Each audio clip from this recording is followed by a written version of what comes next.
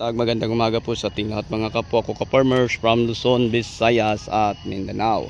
So sa umagang ito mga kapwa ko ka-farmers, share ko lang po sa inyo ang mga fungicide na aking ginagamit simulang namulaklak hanggang na munga na ang ating kamatis. Una mga kapwa ko ka-farmers, para manatiling maganda, makintab hanggang sa katapusan ng harvest ang mga bunga ng ating mga kamatis.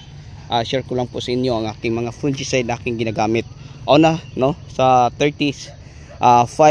days nag-apply po tayo ng Amistar kasama ang Nutriplant AG.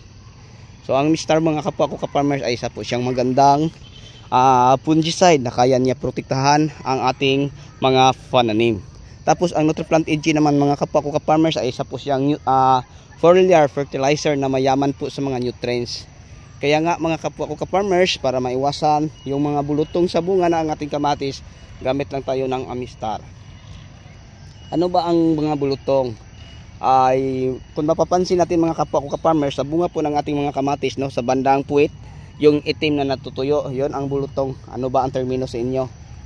So hindi ko po alam, no, kung ano ang termino sa inyo sa bulutong.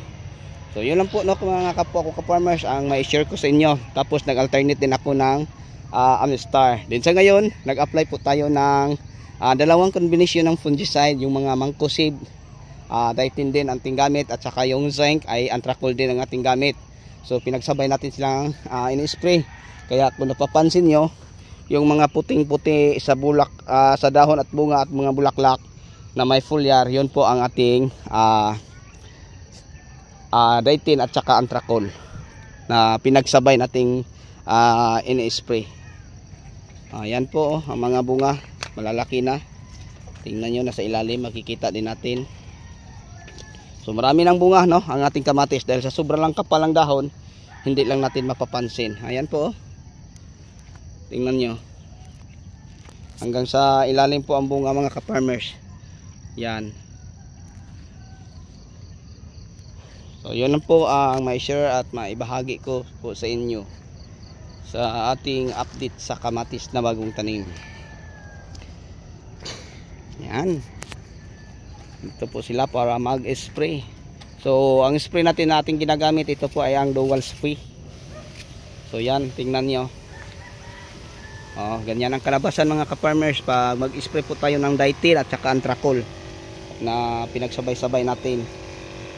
So yung pag-spray, kaya siguraduhin natin mapatamaan natin ang mga bunga, parang managiling makintab, maganda ang mga bunga. So yun po ang purpose natin kung bakit tayo nag-apply ng dalawang fungicide na Antracol at saka Dietin. Okay, so yun lang po ang maibahagi ko sa inyo. So ulitin ko, parang manatiling maganda ang mga bunga at makintab hanggang sa katapusan ng harvest. Yun lang, mag-Dietin Antracol lang kayo sa pang-apat nyo na apply sa fungicide, kasi ang una natin tinitira rito Amistar, tapos nag-alternate ng Lunasicin, sabay na Ampolya, then Amistar, at sa ngayon ay Antracol at Dietin. So okay na po siya, no, kahit dalawang beses lang natin sila ma-applyan. Ayan na po sila ang mga pugi nating taga-spray. 5 po sila rito. Okay, so sa inyong lahat hanggang dito na lang. Maraming salamat. Bye bye.